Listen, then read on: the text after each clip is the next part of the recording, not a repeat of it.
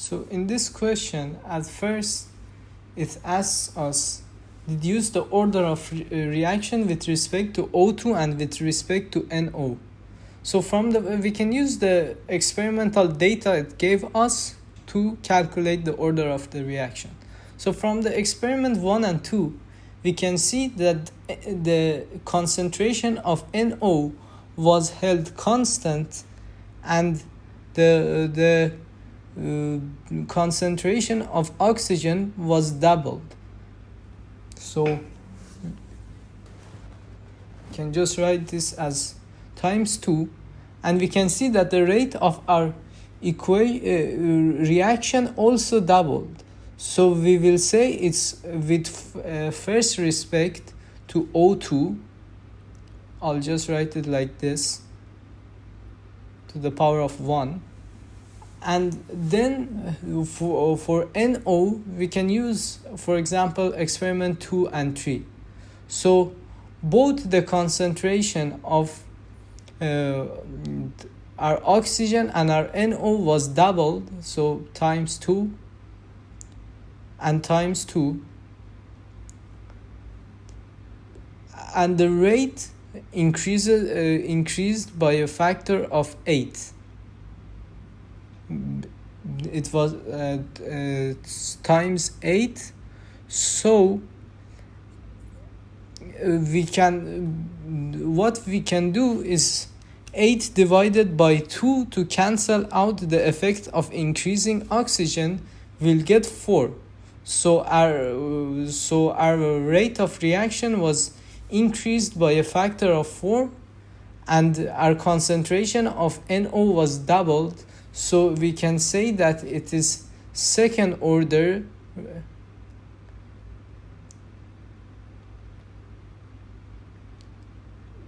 with respect to NO. Then it asks us for the rate expression for the reaction. So we just need to put it as rate is equal to the rate constant, O2, and NO to the power of 2 because it's second order.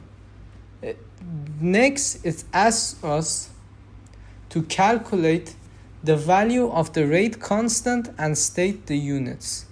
So to calculate the value of the rate constant, what we can do is just take the concentration of our reactants and divide the rate by those concentrations. So our concentrations, we can take any of the 3 experiments. We'll use the first one. So our rate 3.75 times 10 to the power of negative 3 over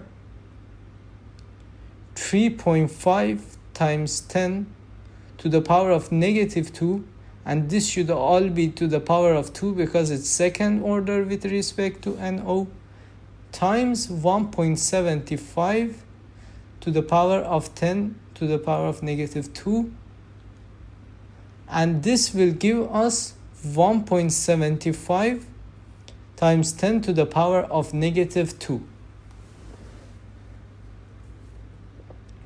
So what we understand here is that this is the K constant, but we don't know our units.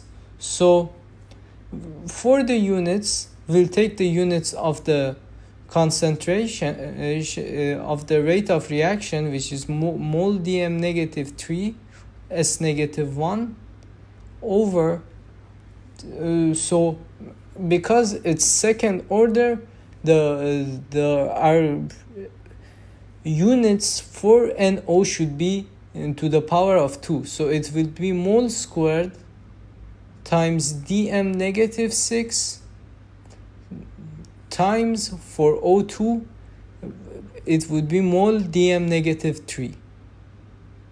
So if we cancel these out, we get that our units would be mole to the power of negative 2, dm6, and s would stay up as negative 1. So we'll just write our answer as k is equal to 1.75 times 10 to the power of negative 2 mole negative 2 dm6 s negative 1.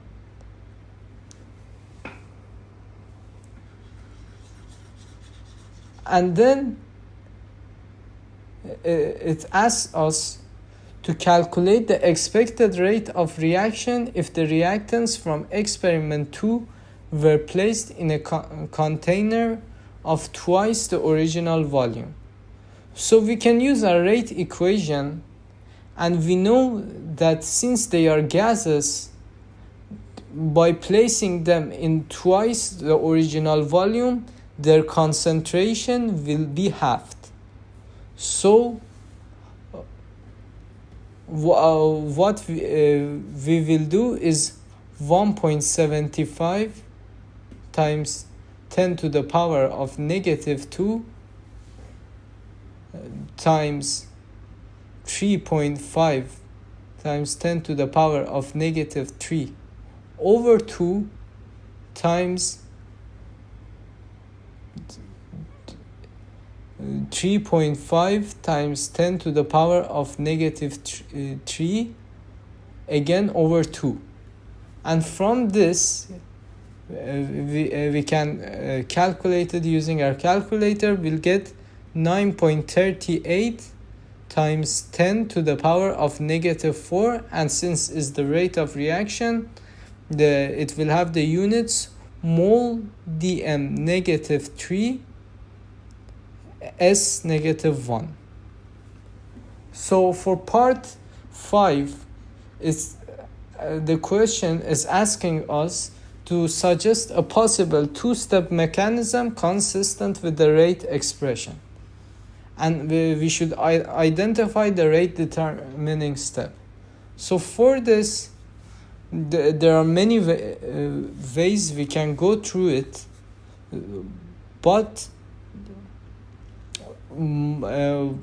we can go as NO plus O2 is giving us NO3, and this is the fast step,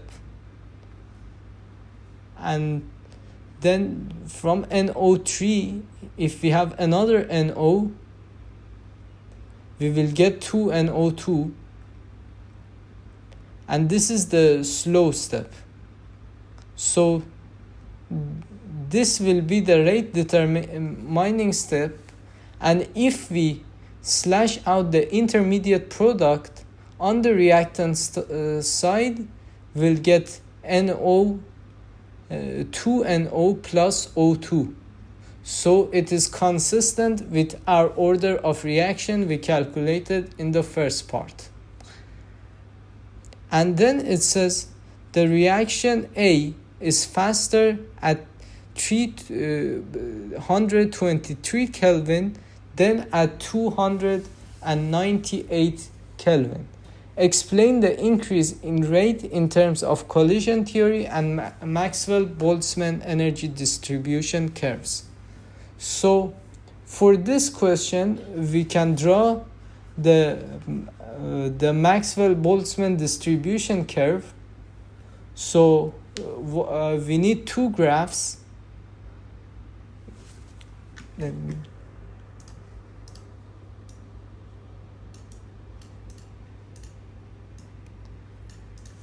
I'll delete the answers for the first questions for more space. So first we need to label our axes. So the x-axis would be potential energy.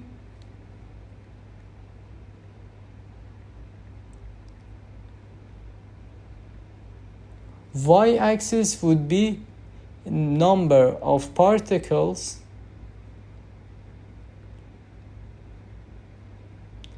With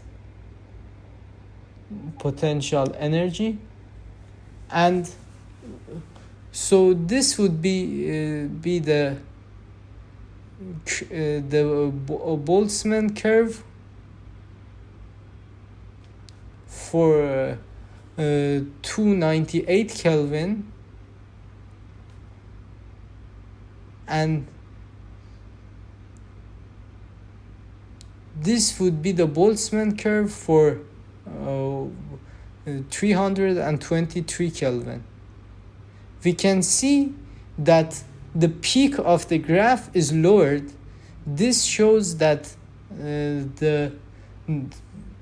there are a higher number of particles with a higher potential energy, and we should also label this as energy required or activation energy.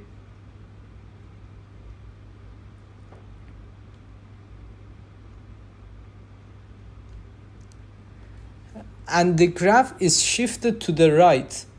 So this is to ensure that the total number of particles under the curve are the same. And from this graph we can see that we have a higher number of particles with higher potential energy, which means this increases the rate of the reaction, because the particles will collide more frequently, and the number of successful collisions, which means collisions with the enough energy required for the reaction to go through, will increase.